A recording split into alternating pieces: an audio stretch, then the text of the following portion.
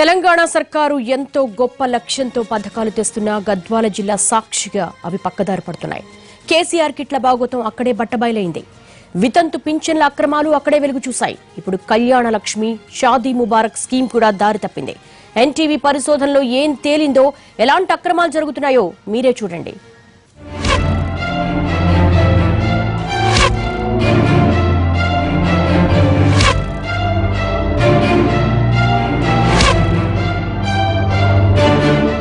ఏ జిల్లా అయినా అభివృద్ధి చెందాలంటే దానికి చెడ్డ పేరు రాకుండా నేతలు, అధికారులు బాధ్యతగా వ్యవహరించాలి.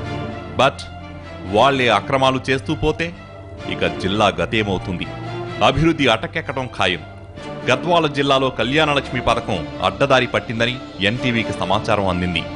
అది ఎంతవరకు నిజమో తేల్చాలని ఎన్టీవీ ప్రతినిధి బృందం జిల్లాలోకి ఎంటర్ అయింది.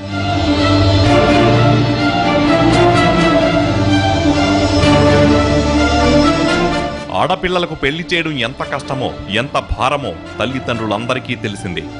ఎంతో మంది పేద తల్లిదండ్రులు తమ కూతుళ్లకు పెళ్లి చేయలేక అప్పులు పాలవుతున్నారు.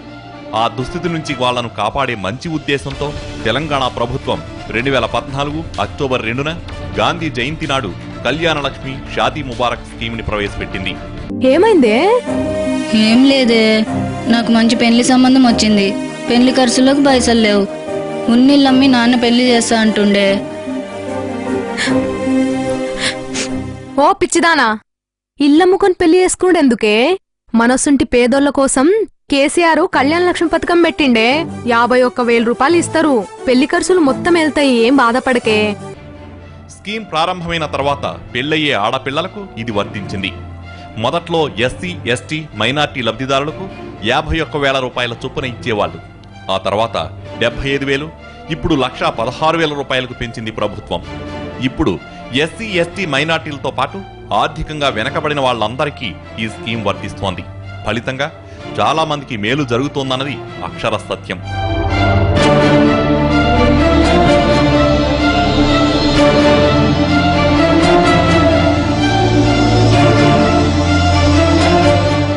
ఆడపిల్ల జీవితానికి భరోసా ఇచ్చే స్కీమ్ ని అడ్డదారులు తొక్కించారు అక్రమార్కులు. అనర్హులను అర్హులుగా చేసి తమ జేబులు నింపుకున్నారు. ఇందుకోసం తప్పుడు ధృవీకరణ పత్రాల్ని సృష్టించారు. ఆధార్ కార్డుల్ని మార్చేశారు. బోగస్ పెళ్లి పత్రికలు, శుభలేఖలు పుట్టుకొచ్చాయి. ఇలా ఎన్నో లీలలు స్కీమ్ ని అడ్డం పెట్టుకుని నకిలీ డాక్యుమెంట్లతో కోట్లు మింగేశారు.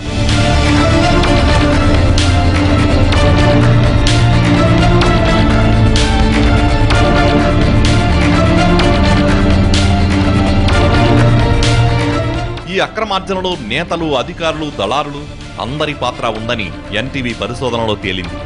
అందరూ కుమ్మక్కై మంచి స్కీమును పక్కదారి పట్టించారని స్పష్టంగా అర్థమైంది. బోగస్ లబ్ధిదారులకు అంతో ఇంతో విధిల్చి మిగతా సొమ్మంతా కొందరు నేతలు, అధికారులు, దళారులు పంచుకున్నారని ఎన్టీవీ పరిశోధనలో బట్టబయలైంది.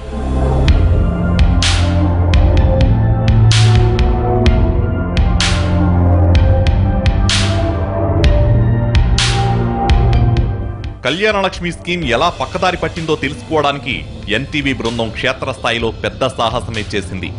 హైదరాబాద్ నుంచి వెళ్లిన ప్రతినిధులు 4 రోజులు అక్కడే మకాం వేసి కళ్యాణలక్ష్మి, షాదీ ముబారక్ కింద జరిగిన అక్రమాల్ని తవ్వి తీశారు. శాంపిల్గా 6 కేసుల్ని స్టడీ చేశారు. అన్నింట్లోనూ అక్రమాలు బయటపడ్డాయి.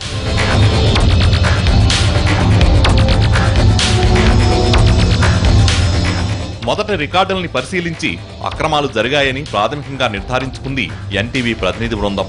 ఆ తర్వాత బోగస్ లబ్ధిదారుల ఇళ్లకు వెళ్లింది. ఒక్కొక్కరిని ఆరా తీసింది.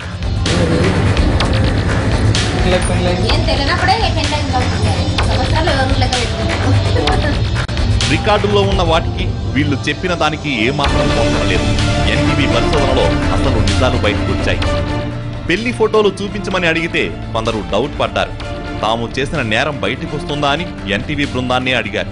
మరికొందరు ఎన్నో ఏళ్ల కిందట పెళ్లయిందని, అప్పట్లో ఫోటోలే తీయలేదని చెప్పారు.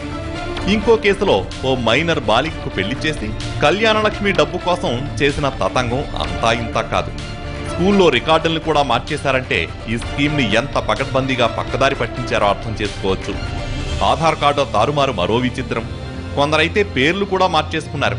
కొత్త పేర్లతో కొత్త ఆధార్ కార్డుల కోసం దరఖాస్తు చేసుకున్నారు.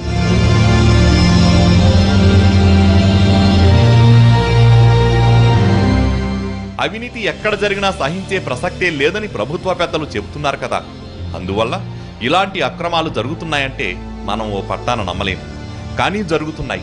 రాజకీయ నేతల్లాగా ఉత్తుత్తినే చేస్తున్న ఆరోపణలు కావివి. పక్కా ఆధారాలతో బయటపెట్టిన వాస్తవాలివి. లబ్ధిదారుల జీవితాల్లో వెలుగులు నింపాల్సిన డబ్బు అక్రమార్కుల జేబులు నింపుతుండడం అత్యంత బాధాకరం.